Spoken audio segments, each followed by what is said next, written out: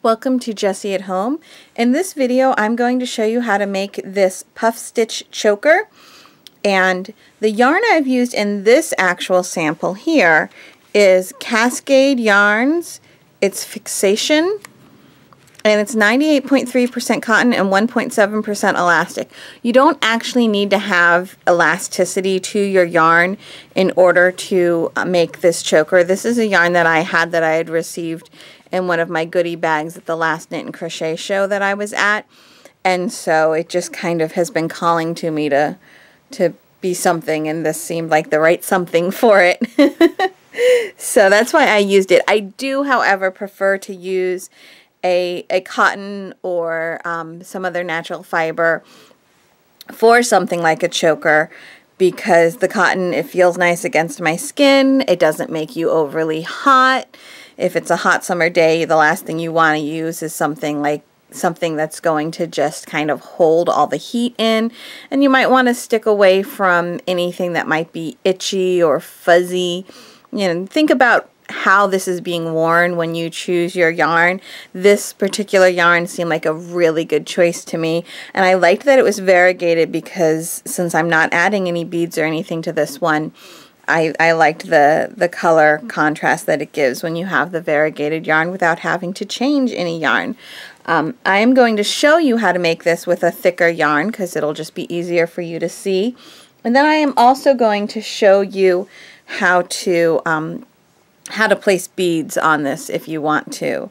Okay, so we'll get to all of that, and let's start off. I'm just going to make a really short version of this to show you the basics of how to make this choker. The wonderful thing about it is you can use whichever weight yarn you want, and you just stop when it's the right size. So to make this choker, we start off obviously with our slip knot, basically how you start everything, and then you're going to chain 3.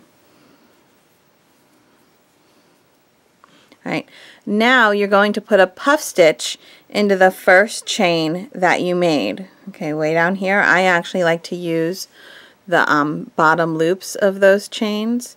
So to make the puff stitch, you yarn over, insert your hook into the stitch, yarn over, pull through, and you do that same step 4 times. That was 1. Yarn over, insert your hook into the stitch, yarn over, pull through. That's 2. And you want to make sure that you're pulling it up to this same length every single time. Yarn over, insert your hook into the stitch, yarn over, pull through, 3, yarn over, insert your hook into the stitch, yarn over, pull through, 4. You've done that 4 times. There are now actually 9 loops on your hook. Now you're going to yarn over and pull through everything on your hook. And that's actually the puff stitch. Now we're going to chain 2. 1, 2. You see on the side of this puff stitch, there's the chain 2 that we made before. It's actually part of the chain 3. There's the first chain, and then there's the next 2. This chain 2 at the side of our puff stitch is now what we're going to make our next puff stitch into. So we yarn over, going to insert our hook underneath this chain 2 space, yarn over, pull through. That's once. Yarn over, insert the hook in that chain space, yarn over, pull through. That's 2. Yarn over, insert the hook into the chain space, yarn over, pull through. That's 3. Yarn over, insert the hook into the chain 2 space, yarn over, pull through. That's 4, right? Yes, 4. 9 loops on your hook, yarn over, pull through everything. Chain 2. Here's where we chained 2 before, after the last puff stitch, and now we're going to make another puff stitch into that chain 2 space. Okay, so again, yarn over, insert your hook, yarn over, pull through. 1, 2, 3, 4, yarn over, pull through everything, chain 2, spin, do it again, yarn over, 1, 2, 3, 4. Now you're just going to keep doing this until you've reached your desired length.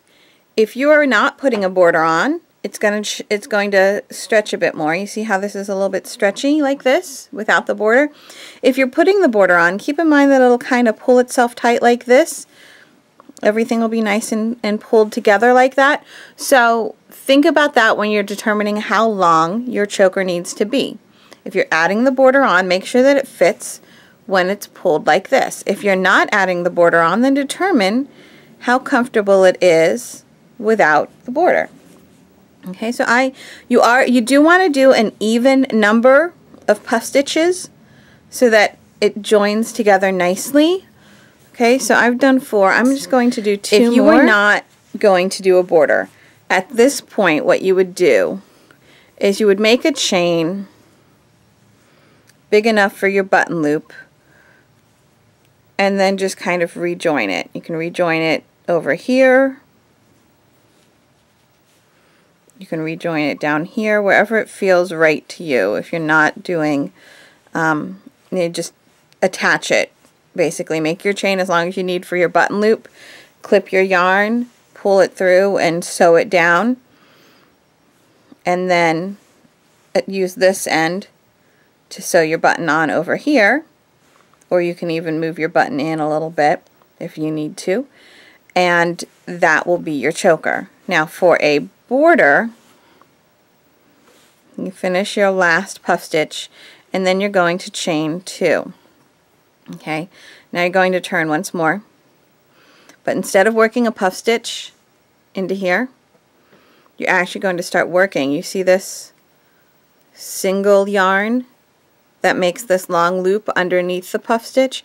That's what you're going to work into. You're going to place 4 single crochet in there. 1, 2, 3, 4. And then you're going to go to the next one of those and place 4 single crochet again.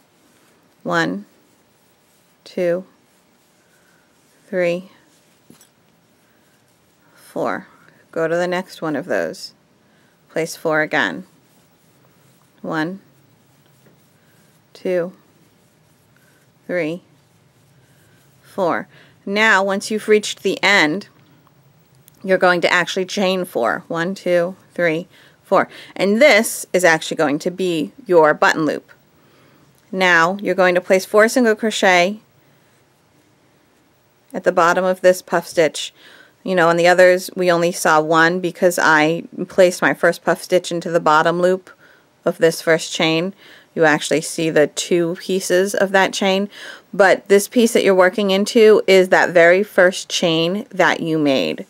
So if you look again, we went all the way across the bottom, we chained 4, and then you can see we're actually working into this loop that's from the very first chain that we made that we worked our first puff stitch into.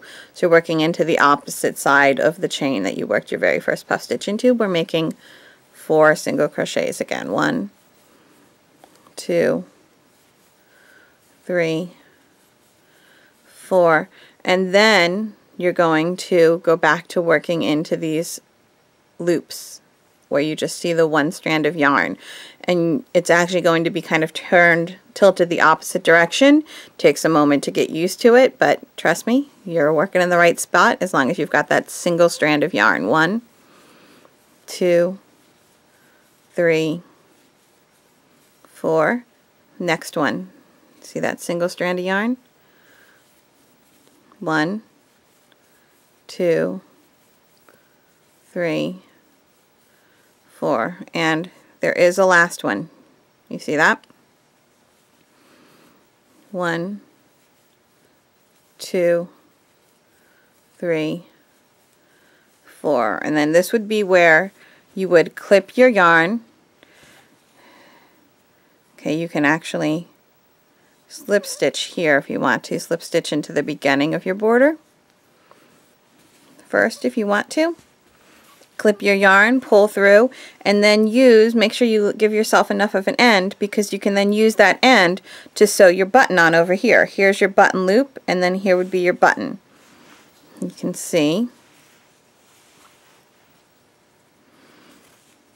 there's the button loop that I made when I turned from doing the first from doing the bottom of the choker to putting the border on the top of the choker. There's the chain 4 that I made that became my button loop.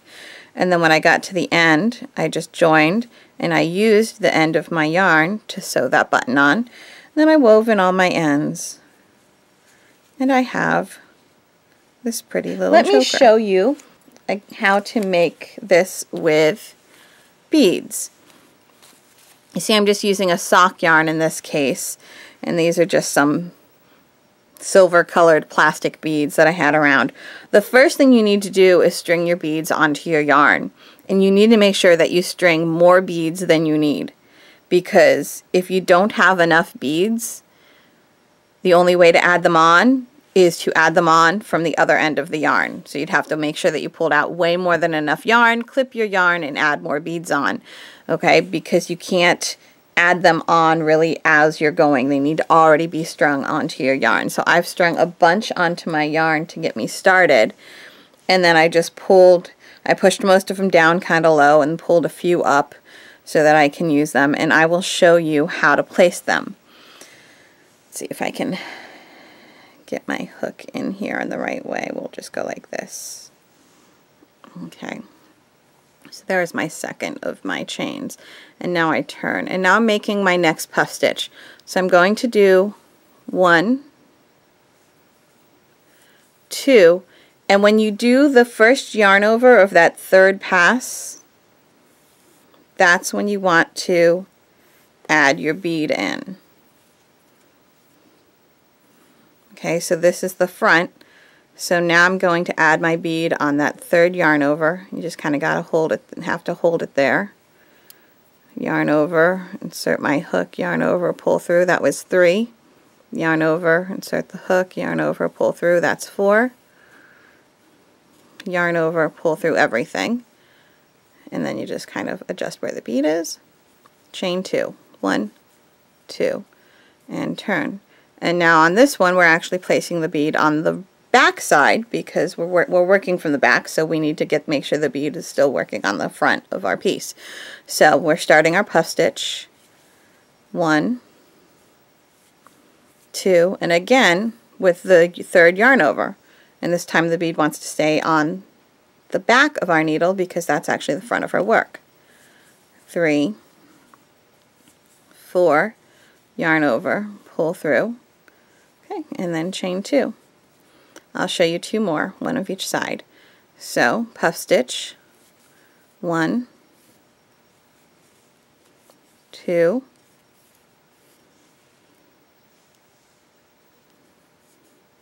and then this is 3, so this is where we actually need our bead. You can see it gets a little fussy.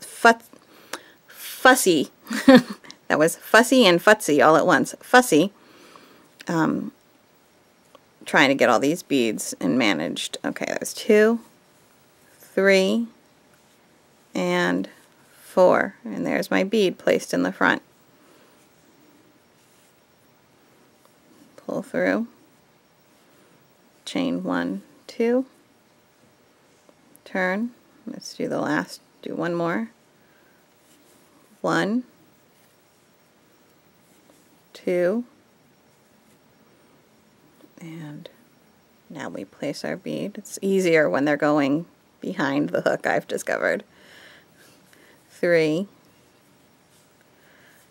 4.